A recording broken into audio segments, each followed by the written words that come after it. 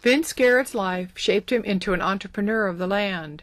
The third of 5 generations to live on the family's Saratoga ranch since 1893, he successfully navigated the shifting economic demands on agricultural and open land in our peninsula's valleys and mountains. Vince served on Post's board of directors from 1982 to 2000.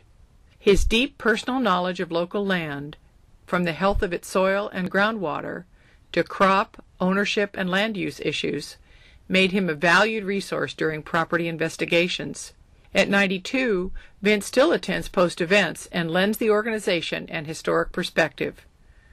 His spot on the board has been filled by his son Jan. Right at that point, why, if we as kids wanted to do anything, we had to make some money somewhere else than out of prunes. That was it. The prunes were going broke. Apricots were going broke. I was president of the apricot board, and I was on the corn board. All we knew was we weren't going to make any money. I didn't want to see the valley subdivided. Okay, and I was going to see it. I knew that. And I saw it personally doing it. And also, I knew the mountains well, and I didn't want them ruined either. And they were going to be ruined if people kept building little houses in them. Because they can't take care of the land. You can't do it.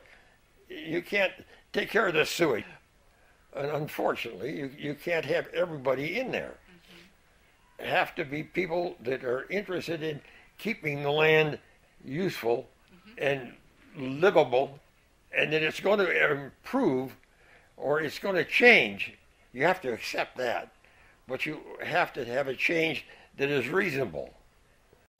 Growing up on the landscape we now call Silicon Valley, Vince and friends often dug for mussels north of Pigeon Point and rowed small boats in the waters around downtown Capitola. His storytelling about the land's history, helped out by his wife Jane in the background, proudly segues to how Post preserved the once endangered coast as open space for all to enjoy.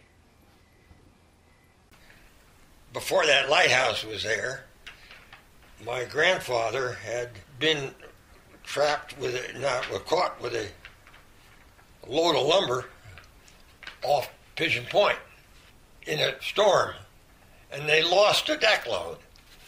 The same grandfather, he's only one, retired from the Merchant Marine, and he bought a ranch up here in the skyline, which you could look from there over to Pigeon Point. And so as I grew up, and Dad would point out where Pigeon Point was, and then when we worked with Clove Gale and the cow people and I guess everybody else on the coast there, we had a whole list of property owners where we could buy pieces of it or something.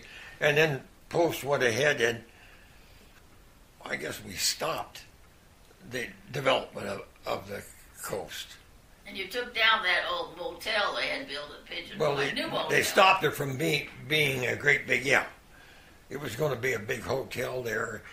As with all successful entrepreneurs, Vince mastered the ability to adapt to changing times and create new opportunities. In 1980, seeing a triple win option for the family, for the public, and for the land, Vince encouraged the Garrod Family Trust to sell 120 acres along the ridgeline near Mount Eden Road in Saratoga to the Mid-Peninsula Regional Open Space District. The property was a significant addition to Fremont Older Preserve. And I thought, well, if we could sell to them, why, we could do just as well, and we can keep what we're doing. In the plan for the Open Space District was that not just us, but anybody can use a place for horseback riding and walking on and like that. Then, in 1998, the Garrods sold an additional 40-acre parcel to Post at substantially less than its appraised value. This land provided a critical connection between the Long Ridge Preserve and Portola State Park along the Slate Creek Trail corridor. Both Garrod property deals supported the best functional use of his family's land by preserving its natural rolling terrain for wildlife habitat and for public enjoyment, while giving the family much-needed capital as well as tax breaks to continue earning their living on the remaining acreage. I believed in their program. Well, acquire some land. They have right to some of the land, so we just don't subdivide it. Well, I want them to continue to not preserve just to preserve, but preserve because it's functional. And that's what I like about it. We do anything with it if you use it so that you don't destroy it.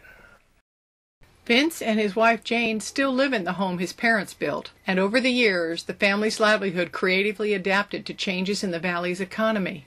Through the 1950s, the Garrods harvested fruit, hay, and firewood. Then, in the 70s, Garrod Farm shifted to boarding horses and training championship equestrian vaulting teams. Riding lessons, trail rides, and the vaulting program continue, and today, instead of apricots and plums, the Garrods grow grapes and make award-winning wines.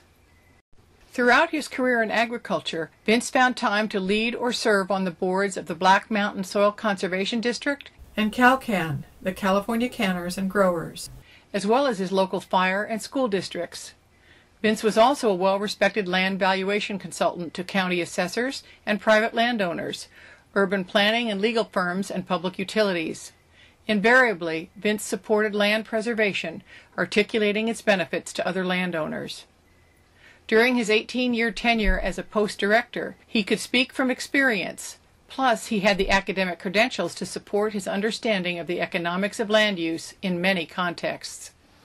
When our first big coastal purchase was a cow property, that's what I liked about Post. They could do something about this property change. It had to go on because people bought the property, and like all the rest of us, they all got older and they want to do something with it. But they don't want to have to give it all to the government for taxes. And Post was a vehicle where you could make that transition and save the use of the land, or some of the use, and not have to give it all the way to the government in taxes, and there it is. And Post is a big spot where that can happen. You know, people get worried about public acquisition because they want to say what's being done in developing the property. And Post gave them another big access to saving so that the land was be developed the way you and I, whether we were right or not, wanted to see it developed. We are making that decision. We, the donors of Post. It's a subconscious decision, but we make it. And I like that. From his boyhood chores hauling hay and laying apricots and plums in the sun to dry, to his adult days as a rancher and consultant, Vince honed a broad knowledge of the many ways land can support wildlife, create a family's livelihood, and enrich life for everyone in the region. So it is no surprise that Post's founding board invited Vince to join in 1982.